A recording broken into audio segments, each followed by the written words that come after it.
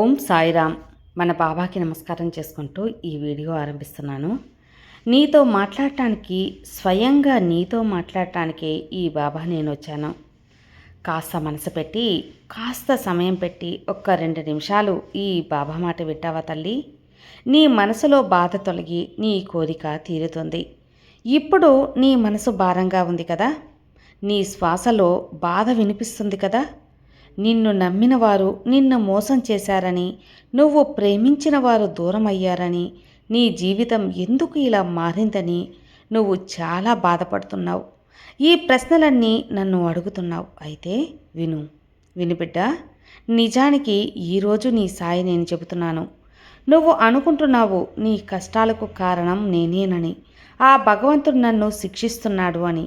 కానీ అది తప్పు. దేవుడు ఎప్పుడైనా శిక్షిస్తాడా? భగవంతుడు కేవలం పరీక్షిస్తాడు.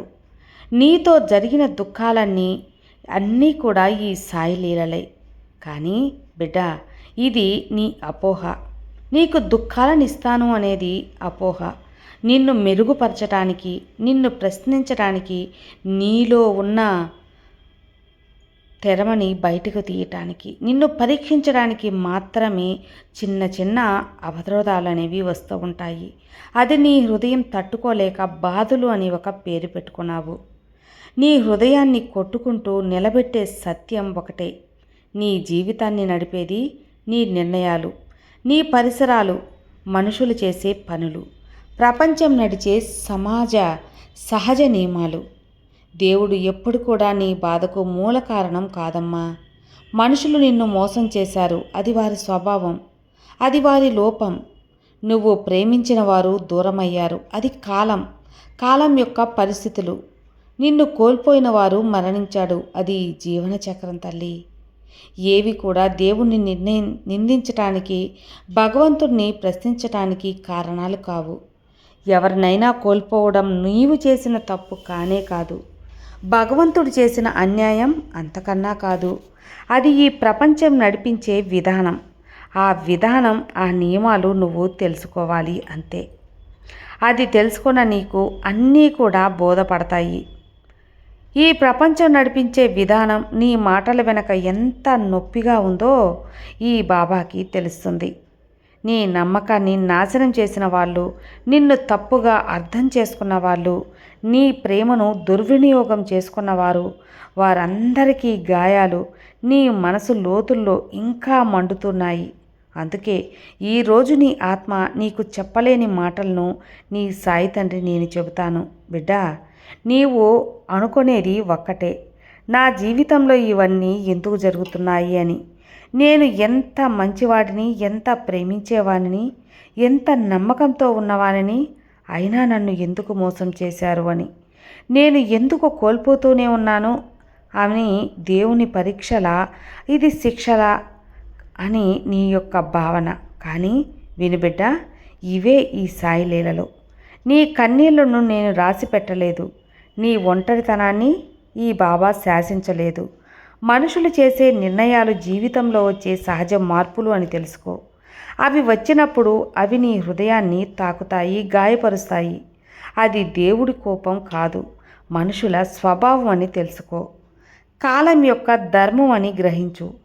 నువ్వు అనుభవించే బాధ, నీ కన్నీరు, నీవు అనుభవించే ఒంటరితనం, వాటిని నేను తీసుకురాలేదమ్మా. నిజమిది. నేను చేస్తున్నది ఒక్కటే, నీవు పడిపోకుండా ఉండటానికి నీలోనే బలం నింపడం. అవును బిడ్డ, విను. నువ్వు ఎంత ప్రేమించగలవో అంతే బాధను అనుభవిస్తావు. ప్రేమ ఉన్న చోట విడిపోవటం ఉంటుంది, జీవితం ఉన్న చోట మరణం ఉంటుంది. ఈ ప్రపంచంలో ఏదీ శాశ్వతం కాదు. శాశ్వతం ఒక్కటే, అది నువ్వే. నీ మనసులో ధైర్యమే, నీ ఆత్మలో వెలుగే. అదే ఈ బాబా రూపం, అదే నా రూపం. ఈ ప్రపంచం నడుచుకోవాల్సిన తీరు ఉంది, అందులో సంతోషం కూడా ఉంది, దుఃఖం కూడా వస్తుంది.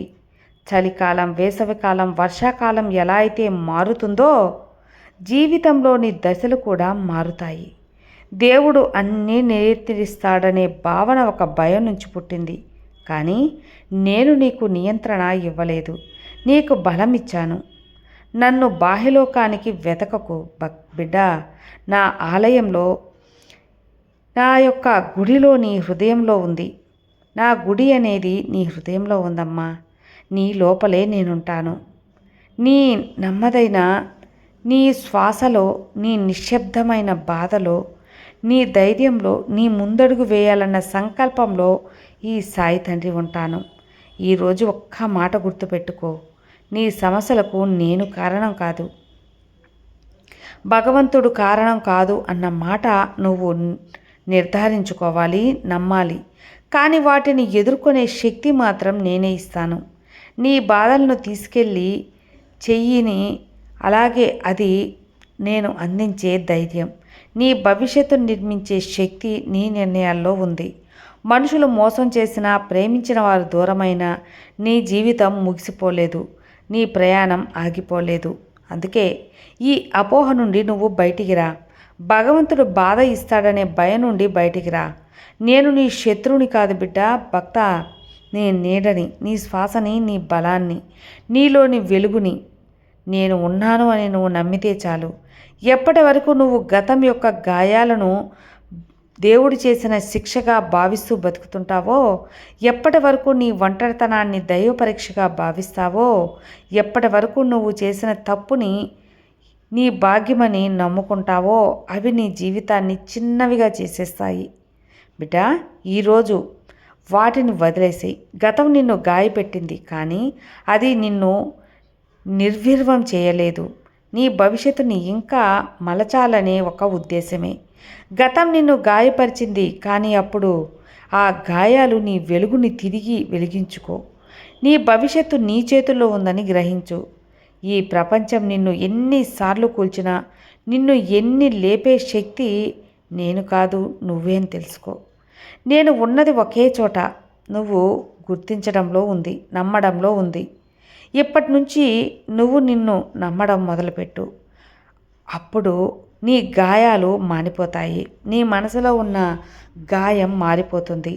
అడుగులకు ముందుకు వేయి. నీ బాధలు నేను బలమైన వాడించేస్తాను. నీ గతం నిన్ను అడ్డుకోలేదు తల్లి. నీ భవిష్యత్తు ఇంకా నీ చేతుల్లో ఉంది.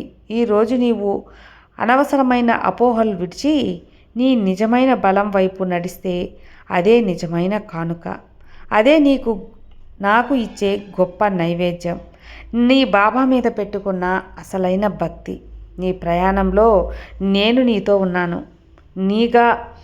నిన్ను నువ్వు మార్చుకో. నీ అంతరంగం బలంగా మలుచుకో.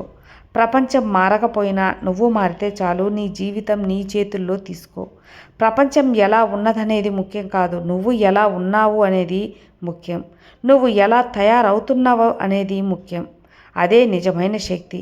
ఇదే నేను చెప్పే ఒక రహస్యం.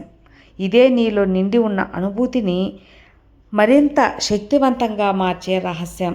విన్నావు కదా? నీ కోరికలు తీర్చే బలం నాకున్నా, నీ జీవితాన్ని సంతోషంగా మలుచుకునే ఒక రహస్యం ఇదే. అది నీతోనే మొదలవుతుంది, నీలోనే ఉంది.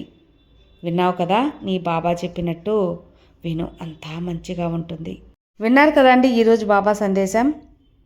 ఈ వీడియో మీకు నచ్చితే తప్పకుండా లైక్ చేయండి. అలాగే మన సాయిభక్తి ఛానల్ని సబ్స్క్రైబ్ చేసుకోండి. మరో మంచి వీడియోతో మళ్ళీ కలుద్దాం. జై సాయిరామ్.